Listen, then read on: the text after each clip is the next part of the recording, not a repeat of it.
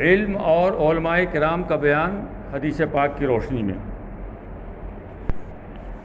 یہ نہایت ضروری ہے کہ مسلمانوں کا ہر فرد علم کی اہمیت کو سمجھے، علم کے مقام کو سمجھے۔ اور ایک بات اور غور کیجیے آپ کہ اللہ رب العزت نے ایک وقت متعینہ کے لیے سب کو بھیجا ہے، ایک محدود وقت کے لیے جس کی لمٹ ہے، اور پھر سب کو پہنچ جانا ہے۔ یہ پوری دنیا جو بنی ہے، پوری کائنات بنی، اور اس کے بعد اللہ نے انسانوں کو پیدا کیا، دیگر مخلوقات کو پیدا کیا، مگر سب کا ایک وقت متعین ہے۔ اس وقت میں سب انسان کو اپنی اپنی جگہ کو چھوڑ دینا ہے، پھر وہی پہنچنا ہے۔ تو تھوڑے سے وقت کے لیے اللہ رب العزت نے بھیجا، اور اس کے لیے ایک باقاعدہ اصول دیا، ضابطہ دیا، کام دیا کہ یہ کام کرو، اس کام کو کر کے اگر آؤ گے تو ہمارے یہاں سے انعام ملے گا۔ اور بہت حد تک لوگوں کو معلوم ہے کہ اچھا کیا ہے، برا کیا ہے، ایسا نہیں کہ بالکل نہیں جانتے ہیں لوگ، مگر افسوس یہ ہے کہ شیطان مستقل لگا ہوا ہے گمراہ کرنے میں، اور لوگ گمراہ ہو رہے ہیں، معلوم ہے انہیں۔ مثال کے طور پر نمازی کا آپ دیکھ لیں، ایک بھی مسلمان ایسا آپ تلاش کے لائیے جو کہہ دے کہ ہمیں نہیں معلوم ہے کہ نماز پڑھنی چاہیے یا نہیں، سب جانتا ہے، اور یہ بھی جانتا ہے کہ اگر نماز نہیں پڑھیں گے تو کیا عذاب ہوگا۔ مگر افسوس یہ ہے کہ شیطان کے ورغلانے میں آج حال یہ ہے کہ لوگ نمازوں سے دور ہیں، مسجدیں خالی ہیں، مگر اس کے لیے بھی اللہ رب العزت نے کہہ دیا کہ جب تم نماز ادا نہیں کرو گے تو اس کے لیے ہم فلاں عذاب بھیجیں گے، زکوٰۃ نہیں دو گے اس کے لیے یہ عذاب ہوگا۔ ہر عبادت کو چھوڑنے کا عذاب اللہ نے متعین کر دیا ہے، اور وہ عذاب آ بھی رہا ہے، مگر افسوس یہ ہے کہ انسان سمجھ ہی نہیں رہا ہے کہ ہم عذاب میں مبتلا ہیں۔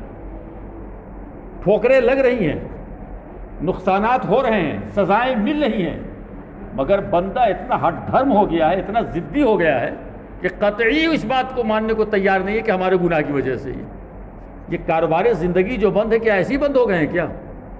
یہ تکلیفیں جو چاروں طرف پھیلی ہوئی ہیں کیا ایسی ہیں کیا؟ نہیں، یہ سب ہمارے تمہارے برے اعمال کا نتیجہ ہے یہ۔ اب یہ تو مقدر کی بات ہے کہ انسان سمجھے نہ سمجھے، اگر سمجھ لیا تو بہتر ہے، نہیں سمجھنا تو بربادی تو ہے ہی ہے، یہاں بھی بربادی، یہاں تو برباد ہے ہی ہے۔ اب آپ دیکھ لیجئے کیا ہے ہمارے پاس، کیا بچا لوگوں کے پاس۔ اور افسوس تو یہ ہے کہ اب بھی آنکھیں اگر نہیں کھلی تو دنیا سے تو گئے، آخرت سے بھی گئے، وہاں بھی کچھ نہیں۔ اس لیے اللہ کرے کہ آج ہماری آنکھیں کھل جائیں۔ علم دین سیکھنا اسی لیے فرض قرار دیا ہے کہ اگر علم دین آپ کے پاس ہوگا تو کچھ نہ کچھ خوف خدا ہوگا، کہیں نہ کہیں ڈر موجود ہوگا تھوڑا۔ اب علم دین سیکھنے کے لیے کس سے سیکھا جائے؟ مسلم شریف کی حدیث ہے اور مشکاۃ شریف کی بھی حدیث ہے۔ عن ابن سیرین قال ان هذا العلم دین فانظروا عمن تأخذون دینکم، یعنی حضرت محمد بن سیرین رضی اللہ تعالیٰ عنہ سے روایت ہے، انہوں نے فرمایا کہ یہ علم یعنی قرآن و حدیث کو سیکھنا دین ہے، لہٰذا تم دیکھ لو کہ اپنا دین کس سے حاصل کر رہے ہو، سکھانے والا کون ہے۔ ایسا تو نہیں کوئی بدعقیدہ ہے کہ جو اس کا ترجمہ ہی کوئی تم کو الٹا بتا رہا ہو، اس کا مفہوم غلط بتا رہا ہو۔ تو اس لیے پہلے سمجھ لو کہ ہم دین کس سے سیکھ رہے ہیں، کس عالم سے سیکھ رہے ہیں، وہ عالم اللہ اور رسول کا محبت کرنے والا ہے یا نفرت کرنے والا ہے، جی بہت ضروری ہے۔ اسی طرح سے ایک اور حدیث پاک ہے، حضرت ابو امامہ باہلی رضی اللہ تعالیٰ عنہ سے روایت ہے، میں ترجمہ سنا رہا ہوں۔ انہوں نے فرمایا کہ رسول کریم صلی اللہ علیہ وسلم کے سامنے دو آدمیوں کا ذکر کیا گیا۔ ایک بات اور ہے کہ بتانے والے بتاتے ہیں، مگر ان کو معلوم ہے کہ ہر آدمی عمل نہیں کرے گا۔ شروعات جب ہوتی ہے تو اس وقت تو ایسا لگتا ہے کہ جب یہ حدیث پیش کریں گے تو لوگ دیوانہ وار دوڑیں گے اور عمل کریں گے، مگر ایسا نہیں ہے، یہ تو اللہ جسے توفیق دیتا ہے وہی عمل کرتا ہے۔ تو فرماتے ہیں کہ حضور کی بارگاہ میں دو آدمیوں کا ذکر کیا گیا، ایک ان میں سے عابد تھا، دوسرا عالم تھا۔ عابد دن رات عبادت کرنے والا، راتوں کو عبادت کر رہا ہے، دن میں روزے رکھ رہا ہے، پوری رات تلاوت کر رہا ہے، مگر وہ عابد کون ہے؟ عالم نہیں ہے، غیر عالم ہے، علم نہیں سیکھا مگر عبادت کر رہا ہے، وہ خوب عبادت میں لگا ہوا، دل میں شوق ہے. اور ایک عالم جس نے علم سیکھا، دونوں کا ذکر ہوا. عابد جب بھی کہا جائے تو یہی سمجھ لیں کہ غیر عالم جو عالم نہیں ہے، اور عالم اگر عابد ہو جائے تو خدا کی قسم جواب ہی نہیں ہے، پھر تو وہ ولی بن جائے. تو سرکار دو عالم صلی اللہ علیہ وسلم نے فرمایا کہ عابد پر عالم کی فضیلت، عابد دن رات عبادت کرنے والے پر عالم کی فضیلت ایسی ہے جیسے میری فضیلت تمہارے ادنا آدمی پر ہے. ادنا کا مطلب سب سے تھرڈ کلاس کا آدمی، اس پر جو میری فضیلت، اللہ اکبر، میرے مصطفیٰ کی فضیلت کیا کہنے ہیں. سرکار فرما رہے ہیں کہ ایک عالم کا مقام ایک عابد کے اوپر اتنا بھاری ہے جیسے کہ میرا تمہارے سب سے ادنا آدمی تھرڈ کلاس پر. پھر حضور نے فرمایا کہ لوگوں کو بھلائی سکھانے والے پر خدائے تعالیٰ رحمت نازل فرماتا ہے. ایسا نہیں کہ میں ہی سکھا رہا ہوں آپ کو، اب آپ سیکھنے کے بعد سکھائیے تو آپ بھی اسی میں ہو جائیں گے سکھانے والوں میں. میں تو ہمیشہ کہتا ہوں کہ اپنے گھر میں، اسی لیے میں نے کہا تھا موبائل میں آپ اس کو ریکارڈ کر لیں اور گھر میں 24 گھنٹے میں ایک تھوڑا وقت نکالیں 15 منٹ کا. مت بتائیے، آپ شروع کر دیں کہ اب سب لوگ غور سے سنو، بیوی بچے بھائی بہن سب سنیں اس کو.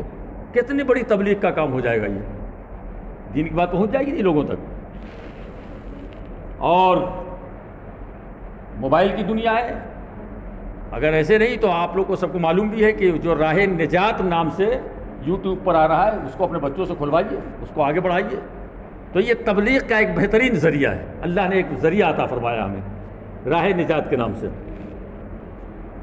پھر حضور نے فرمایا کہ لوگوں کو بھلائی سکھانے والے پر خدائے تعالیٰ رحمت نازل فرماتا ہے، اور اس کے فرشتے نیز زمین اور آسمان کے رہنے والے یہاں تک کہ چیونٹیاں اپنے سوراخوں میں اور مچھلیاں پانی میں اس کے لیے دعائیں خیر کرتی ہیں.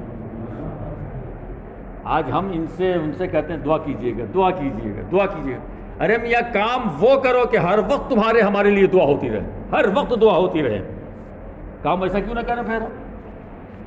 اب دین کی بات اگر ہم سکھاتے رہیں گے، سیکھتے رہیں گے، اللہ تعالیٰ ان لوگوں کو ان چیزوں کو متعین کر دیتا ہے. مچھلیوں کو پانی میں، اب یہ نہیں کہا کہ 2 4 10 20 میں، جتنی مچھلیاں ہیں سب دعائیں کر رہی ہیں. اللہ اکبر.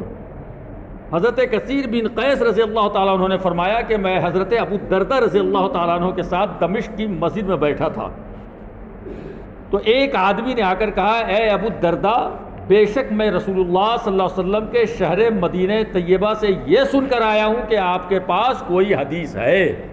اتنی دور کا سفر انہوں نے کیا کہ انہیں معلوم تھا کہ فلاں حدیث حضرت ابو الدرداء کے پاس دمشق میں ہے، اور ہم کو فری میں حدیث پاک پڑھنے کو سننے کو مل رہی ہے. کتنا بڑا احسان ہے جنہوں نے اس حدیث پاک کو لکھ کے دیا ہم تک، جنہوں نے اس حدیث کو کتابوں میں چھاپا اور لوگوں تک پہنچایا. کم احسان ہے ان کا، ورنہ ہمیں بھی سفر کرنا پڑتا ہزاروں کلومیٹر دور. اس طرح معلوم کریں. مگر افسوس تو یہ ہے کہ کچھ بیچارے ایسے ہیں کہ جن کو دکان کی فکر ہے، کارخانے کی فکر ہے، ان کے پاس ٹائم نہیں کہ 10 منٹ حدیث مقدس سن لیں. ذرا غور کیجیے گا اس پر. کہتے ہیں کہ اے ابو الدرداء، بے شک میں رسول اللہ صلی اللہ علیہ وسلم کے شہر مدینہ طیبہ سے یہ سن کر آیا ہوں کہ آپ کے پاس کوئی حدیث ہے جسے آپ رسول اللہ صلی اللہ علیہ وسلم سے روایت کرتے ہیں، اور میں کسی دوسرے کام کے لیے نہیں آیا. اللہ اکبر. ذرا سوچیے آپ، سینکڑوں کلومیٹر دور کا سفر، فقط اتنا کہ بس وہ حدیث آپ کے پاس ہے. تو وہ اس لیے کرتے تھے کہ کہیں مجھ سے غلطی ہوئی ہو تو یہ صحیح کر دے، ان سے غلطی ہو تو یہ صحیح کر دے. اس لیے 2 4 کو اکٹھا کر لیتے تھے تاکہ وہ حدیث مضبوط ہو جائے بات. حضرت ابو الدرداء رضی اللہ عنہ نے کہا کہ میں نے رسول کریم صلی اللہ علیہ وسلم کو فرماتے ہوئے سنا ہے کہ جو شخص علم دین حاصل کرنے کے لیے سفر کرتا ہے، علم دین حاصل کرنے کے، یہ مدرسے میں جو طلبہ آتے ہیں، مگر لوگوں کا مزاج پیسے کے گھمنڈ میں یہ سمجھتے ہیں کہ تو ہمارے محتاج، ہم ان کو زکوٰۃ خیرات دیتے ہیں.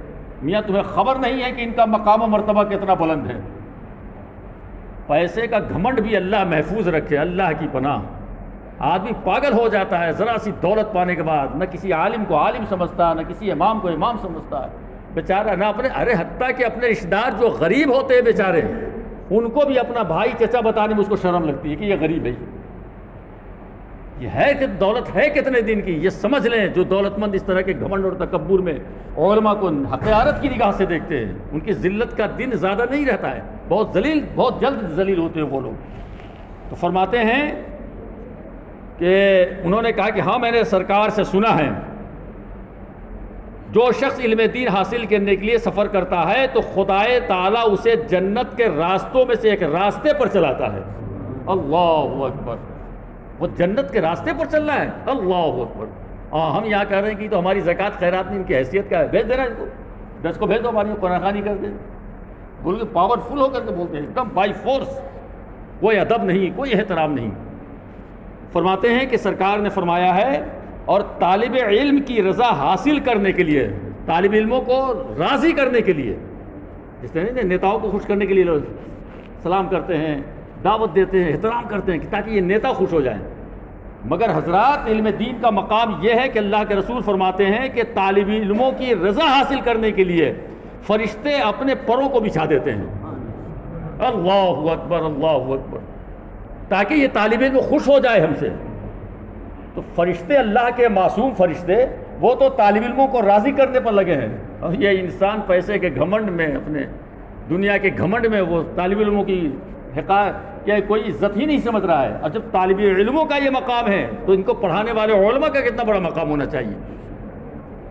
فرماتے ہیں کہ طالب علم کی رضا حاصل کرنے کے لیے فرشتے اپنے پروں کو بچھا دیتے ہیں، اور ہر وہ چیز جو آسمان و زمین میں ہے، یہاں تک کہ مچھلیاں پانی کے اندر عالم کے لیے دعائے استغفار کرتی ہیں، اور عالم کی فضیلت عابد پر ایسی ہے جیسے 14ویں رات کے چاند کی فضیلت ستاروں پر ہوتی ہے۔ اور علماء کرام انبیاء کرام کے وارث اور جانشین ہیں، نبیوں کے جانشین ہیں یہ علماء کرام۔ یہی وجہ ہے قربان جائیں ہم اپنے ماررہ مقدسہ پر، سبحان اللہ، ایسے آل رسول کہ جن کے آل رسول میں جو شک کرے وہ مردود ہے، خبیث ہے، وہ رسول اللہ کے شہزادے ہیں، وہ لوگ مولا علی کے شہزادے ہیں، وہ سرکار فاطمۃ الزہرا کے شہزادے ہیں، وہ لوگ آل رسول ہیں، مصطفیٰ جان رحمت کے شہزادے ہیں۔ اور وہ علماء کا احترام کتنا کرتے ہیں، جو وہاں گئے ہیں وہ جانتے ہیں کہ جب حضور حسن العلماء رحمۃ اللہ علیہ کا عرس مبارک ہوتا ہے تو علماء اسٹیج پر ہوتے ہیں اور خود شہزادے نیچے بیٹھتے ہیں، اور کوئی عالم نیچے بیٹھ جائے تو وہاں سے آواز دے کے بلاتے ہیں۔ مجھے خود 1-2 مرتبہ بلایا ہوں، اشارہ کیا دور سے کہ یہاں بیٹھیے، آپ نیچے کیسے بیٹھ گئے؟ اللہ ان کے اقبال کو اور بلند فرمائے، اللہ ان کا سایہ ہم پر داتیر قائم رکھے، اللہ آل رسول کے فیضان سے ہم لوگوں کو مالا مال فرمائے۔ بلکہ ہمارے اعلیٰ حضرت نے تو بڑی بہترین دعا دیا ہے کہ 2 جہاں میں خادم آل رسول اللہ کر، حضرت آل رسول مقتدیٰ کے واسطے، اے اللہ ہمیں دونوں جہان میں ہمیں اپنے محبوب کے شہزادوں کا غلام بنا کر کے رکھا۔ تو فرماتے ہیں کہ عالم کی فضیلت عبادت کرنے والے عابد پر ایسی ہے جیسے 14ویں رات کے چاند کی فضیلت ستاروں پر ہے۔ اور علماء کرام نبیوں کے وارث اور جانشین ہیں، انبیاء کرام کا ترکہ دینار اور درہم نہیں ہے۔ ہم جب مر جاتے ہیں، ہمارے باپ مر گئے تو زمین ہے ترکہ میں، جائیداد ہے، دکان ہے، مکان، یہی تو ترکہ میں ہے ہمارے۔ لیکن نبیوں کی جو نبی تشریف لے جاتے ہیں تو ان کے ترکے میں دینار اور درہم اور روپے پیسے نہیں ہیں، انہوں نے وراثت میں صرف علم چھوڑا ہے، صرف علم چھوڑا ہے۔ جس نے اسے حاصل کیا اس نے اسے پورا حصہ حاصل کر لیا۔ اللہ اکبر۔ حضرت معاویہ رضی اللہ تعالیٰ عنہ نے کہا کہ رسول کریم صلی اللہ علیہ وسلم نے فرمایا کہ خدائے تعالیٰ جس شخص کے ساتھ بھلائی چاہتا ہے، جس شخص کے ساتھ بھلائی چاہتا ہے تو اسے دین کی سمجھ عطا فرما دیتا ہے، اور خدا دیتا ہے اور میں تقسیم کرتا ہوں۔ یہ اللہ کے رسول نے فرمایا ہے۔ اللہ تعالیٰ اپنے پیارے حبیب کے صدقے میں اپنے بنائے ہوئے اصول پر ہمیں چلنے کی توفیق عطا فرمائے، رسول گرامی باوقار صلی اللہ علیہ وسلم کی سچی محبت عطا فرمائے، اور علماء دین کی ہمیں خدمت کرنے کی توفیق عطا فرمائے، ان کے پیچھے رہنے کی توفیق عطا فرمائے۔ آمین بجائے سید المرسلین صلی اللہ علیہ وسلم۔